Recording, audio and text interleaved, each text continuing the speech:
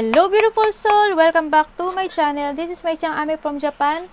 Libra, this reading is for you. July, August, September 2024. Silip-silip tayo, no? Libra, maraming salamat po na by July. Maraming salamat po na sa aking mga subscriber, new subscriber, cross-watcher, at sa lahat po sa inyo. Welcome na welcome sa bahay ni Ate Ay May. Anong kayo di pa nating malaman this July sa'yo? Para po kay Libra, this July.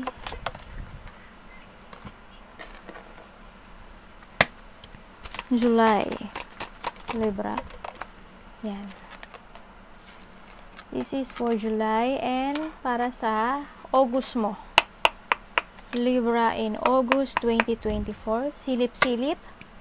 Silip tayo kahit konti lang kung anong kaganapan na pwede mangyari sa'yo.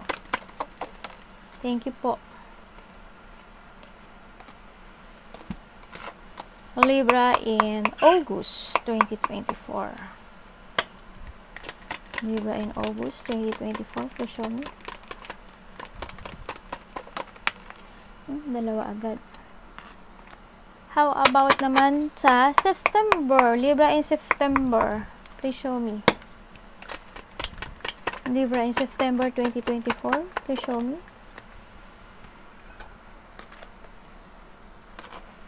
Libra in September 2024. Pasilip-silip. And thank you po.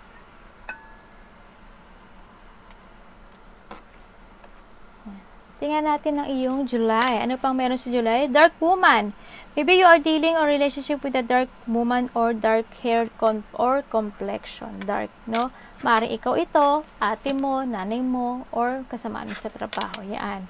Nakita ko dito, may mule. Someone is extremely stubborn and unwilling to change. May tao dito na hindi ayaw magbago or hindi makamove on. Nakita ko dito.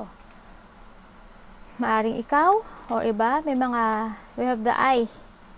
Yan, yung iba dito, dadaan kayo sa iyong, mas more pa kayo magkakaroon ng psychic, intuition, psychic abilities. Yan, maaring mag-open ng iyong sixth sense, third eye, and basta trust your intuition. Meron kayong, iba sa inyo is an ability na psychic, no? Sa nakita ko dito. Kumbaga, malakas yung pakiramdam nyo, alam nyo kung ano yung mangyayari, alam mo yung maaari nakapanaginip ka, di ba? Na naginip ka. Baka sa panaginip mo, dinadaan yung mga messages or by numbers or by song. Nakikita ko dito, no?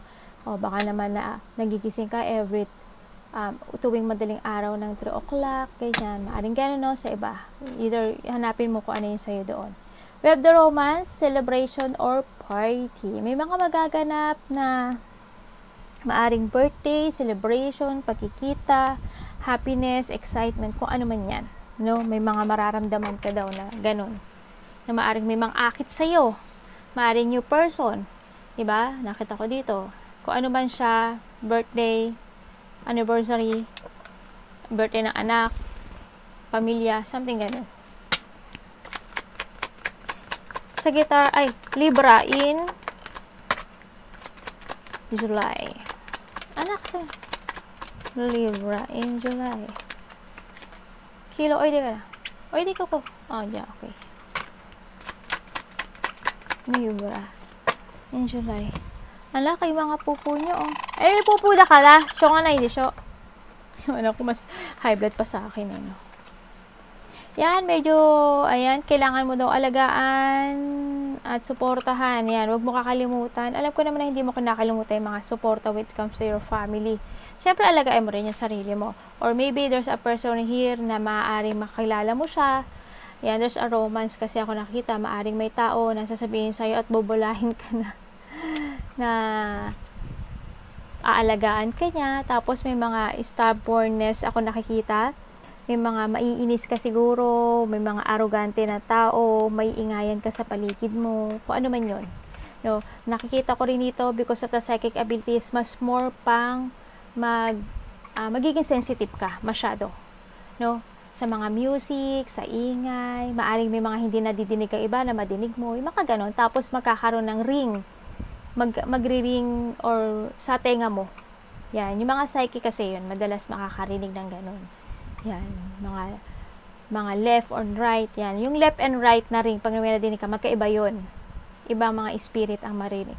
May ibig sabihin yun. Kung gusto mong malaman yun, i-research mo na lang. Kaysa haba ang ating no. And then we have the daydream. Yan, nakikita ko dito, may mga dinidream ka na makakamtan mo this July. No? Sa nakita ko dito. Libra. May mga achievement, kumbaga. May pinapangarap mo lang noon, biglang dumating na ngayon. Biglang mangyayari. Libra.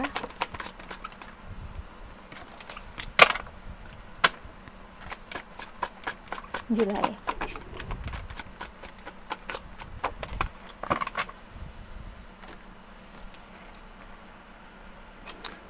Talagang yung iba sa inyo is magbubukas ang inyong intuition. Yan, darating ka sa part na talaga na buhay mo, na maguguluhan ka, no? Medyo hindi mo maintindihan yung sarili mo. Maaari magkaroon ng mga conflict, away sa magkakapatid, kapamilya, kasama sa trabaho. Pero mag-ingat ka pa rin sa mga tao na pwedeng magloko sa'yo. Mga tao na malihim. There's a romance, may makipag-care sa'yo. Yan, baka yan. Kung sino man ito, kung ano man itong sitwasyon na to, kamag-anak mo man siya, new person mo man siya, or ano man siya sa buhay mo, mag-ingat ka kasi sa tingin ko hindi lahat sasabihin sa'yo. Sa nakita ko rin dito, darating ka sa party ng buhay mo na hindi mo maintindihan yung sarili mo. Kung kayo is nagbubukas ang inyong mga ability or spiritual awakening, maguguluhan kayo, magiging super sensitive, kailangan nyo ng tutulong sa inyo. Okay? Tingnan natin. Bye. Yan. Maaari you are dealing with Aries. No? Sa nakita ko, we have the Ram. The fire sign. Yan. May mga agresibong tao.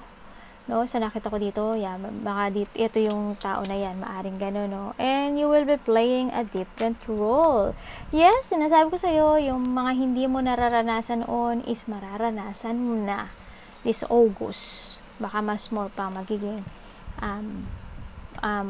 spiritual. Tingnan mo, spiritual love. Yes, may mga makakaramdam ka ng mga situation na spirituality.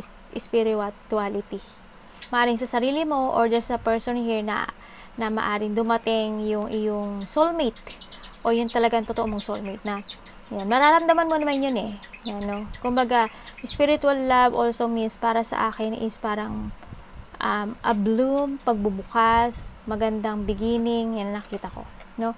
We have the ring, yan, mukhang may commitment, no? Hindi lang ito sa romantic, also this is for business, work, kaperahan, kung ano man yan. Magkakaroon ng mga commitment or promises with someone, trabaho, negosyo, kaperahan, yan, kung ano man siya. Unicorn, use your intuition to make beneficial change. Yan, siguro you need to trust your intuition sa nakikita ko dito. More on talaga maraming nagbukas o maraming nagkaroon ng spiritual awakening.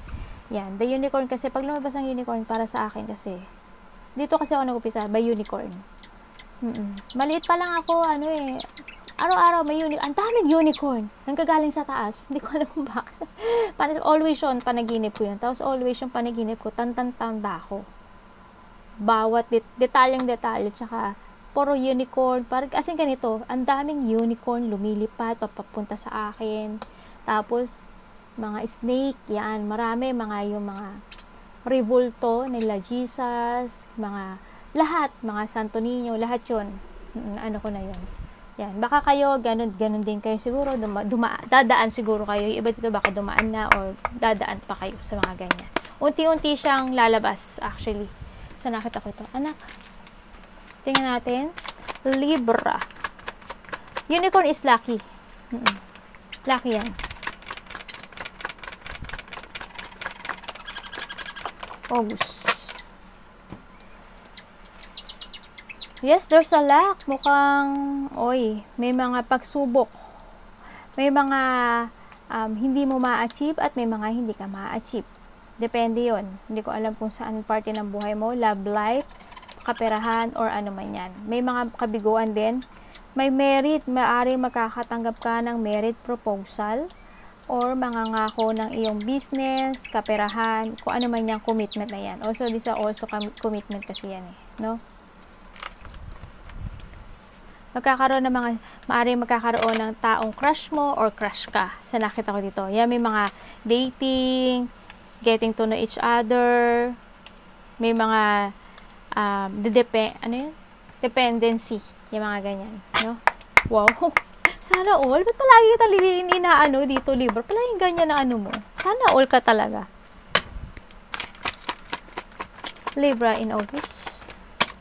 Libra in August, please.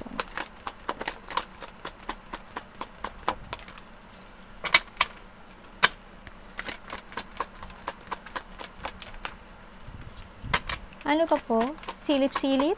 Libra in August. Oh my God.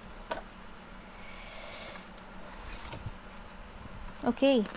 Maaring may nakikita ko dito na maaring may mag-sorry.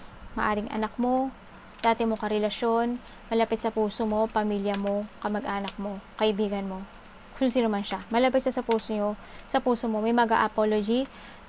Dadating ka rin sa parte ng buhay mo. Maaring kasama mo sa trabaho. Maaring ganun. Baka may magawa siyang hindi maganda or may nagawa na siyang in the past, mag-apology siya.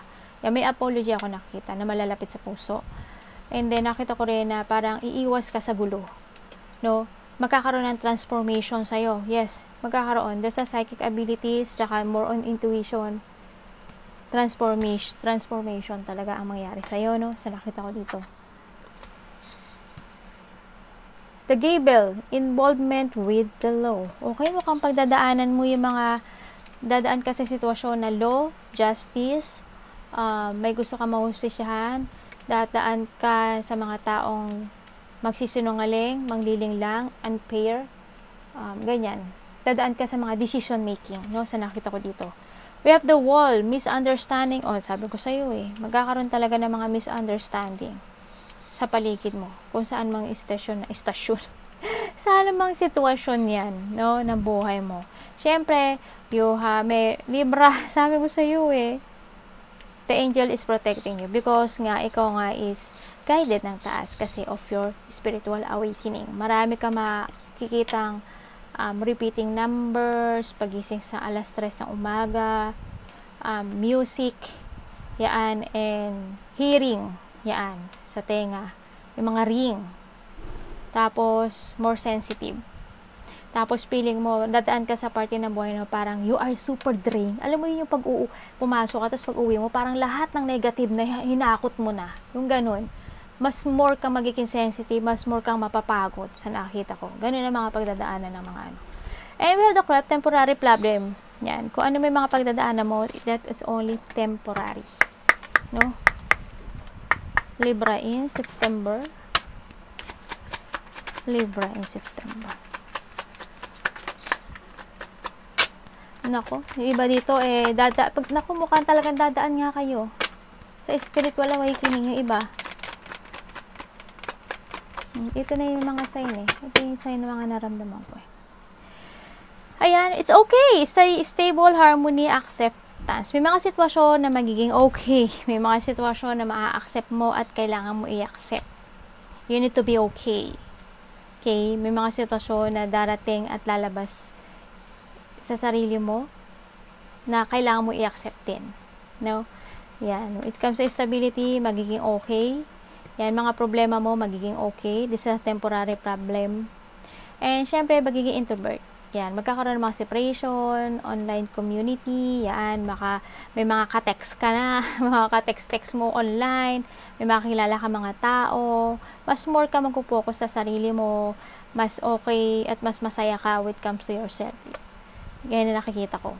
Kumbaga, magiging introvert ka, magsosolo ka, no?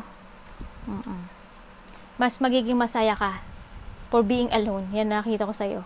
Yan, magkakaroon ka ng depression, phobia, or paranoid. Yan. Daraan ka talaga dito. As in, yan ang mga pinagdadaanan. Hindi man siya spiritual awakening, hindi man siya pagiging psychic, something ganun. Pagdadaanan mo pa rin ito. No, depression, paranoid, and then, makakapopia ka sa mga bagay-bagay na mangyayari sa'yo. Maaring ma-hurt ka, matrauma ka, masaktan ka, kung ano mang itong depression, dadaanan mo yan, mga frustration, you know? Madedepress at madedrain ka sa nakita ko. Yung iba. Libra in September. Thank you po.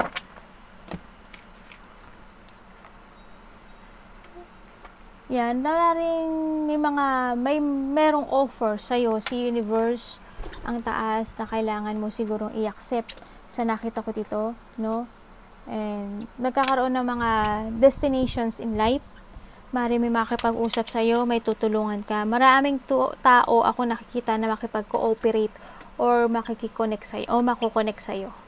Or kakausapin mo, maari ikaw in a part of the world or situation na maraming tao, ganyan, maaring pabrika, simbahan, doktor, nurse, healer, teacher, lawyer. Basta marami siyang tao in public, maaring sa iba, and baka government, artista, something ganun. Maraming tao ako nakita ko connect at ikaw rin makikipag-connect. Yun nakita ko dito. May mga sitwasyon na marami ka magiging questions in yourself.